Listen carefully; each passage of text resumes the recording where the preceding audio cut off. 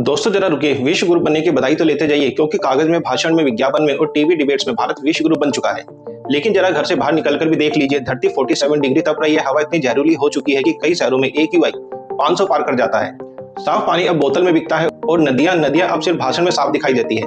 सवाल है कि ऐसा क्यों हो रहा है? क्योंकि विकास के नाम पर हम लगातार अपने जंगल काट रहे हैं। वो जंगल जो धरती के लंग्स हैं, वो पेड़ जो बिना किसी बिल के हमें ऑक्सीजन देते हैं, वो जंगल जो बारिश बुलाते हैं और गर्मी को रोकते हैं। लेकिन आज विकास का मतलब क्या बना दिया गया है?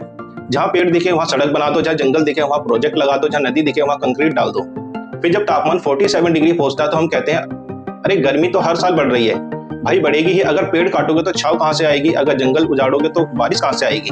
अगर नदियों को मारोगे तो पानी कहाँ से आएगा? विडंबना देखिए, एक तरफ सरकार करोड़ों रुपए के वृक्षारोपण अभियान चलाती है, दूसरी तरफ विकास परियोजनाओं के नाम पर लाखों करोड़ों पेड़ काट दिए जाते हैं। यानी एक हाथ से पौधा लगाया जाता है और दूसरे हाथ से पूरा जंगल काट दिया जाता है।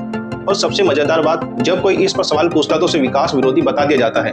लेकिन सच तो यह है कि पर्यावरण का सवाल विकास के खिलाफ नहीं, सवाल सिर्फ इतना है कि विकास किसके लिए है। अगर विकास की कीमत पर हवा जहरीली हो जाए, पानी खत्म हो जाए, जंगल गायब हो जाए, तो आखिर उस विकास का फायदा कौन उठाएगा? क्योंकि इंसान बिना मॉल के जी सकता है, बिना ऑक्सीजन के नहीं, बिना एक्सप्रेसवे के जी सकता है, बिना पानी के नहीं। और शायद इसी वजह से आज सबसे बड़ा सवाल GDP का नहीं, पर्यावरण का है। क्योंकि अगर प्रकृति हार गई तो फिर जीत किसी की भी नहीं होगी। सोचिएगा जरूर, क्योंकि भाषण में देश विश्व गुरु बन सकता है, लेकिन जमीन पर देश तभी महान बनेगा जब उसकी नदियां जिंदा होगी, उसके जंगल सुरक्षित होंगे और उसकी हवा सांस लेने लायक होगी। जय हिंद।